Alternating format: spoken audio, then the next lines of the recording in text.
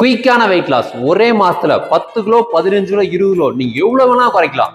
இப்படி குறைச்சு என்ன பண்ண போறீங்க? அண்ணே கொந்தளிச்சாதீங்க அண்ணே, பொறுமையா கிடப்பிடிங்க.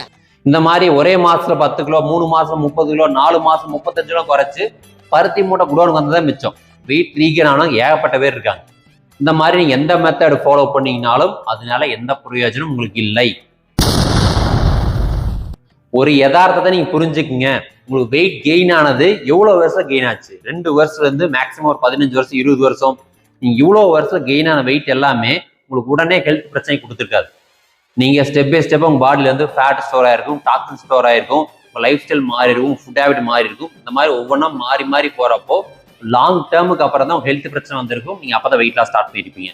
இந்த மாதிரி ஸ்டார்ட் பண்ண வெயிட் லாஸை நீங்க குயிக்கா வெயிட் குறைச்சிட்டீங்க அப்படின்னா எப்படி அதை மெயின்டைன் பண்ணுவீங்க? அந்த ஹெல்த் பிரச்சனை மறுபடியும் உங்களுக்கு வராமல் நீங்க பார்த்துக்க முடியும்.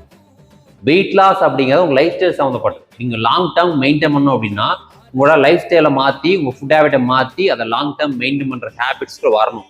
அப்போ உங்களோட வெயிட் லாஸ்ல ஒவ்வொரு வெயிட் குறையிறப்பும் ஒவ்வொரு பர்சன்ட் ஃபேட் குறையிறப்பும் உங்களுக்கு எந்த மெத்தட்ல குறைஞ்சது, எதனால குறைஞ்சது அப்படிங்கிற நாலேஜ் நீங்க கேதர் பண்ணீங்கன்னா தான் இதை லாங் டேர்ம் நீங்க மெயின்டைன் பண்ண முடியும். உங்க லைஃபை ஹெல்த்தி லைஃபா நீங்க லீட் பண்ண முடியும். அதனால அதை தெரிஞ்சுட்டு ஃபாலோ பண்ணுங்க.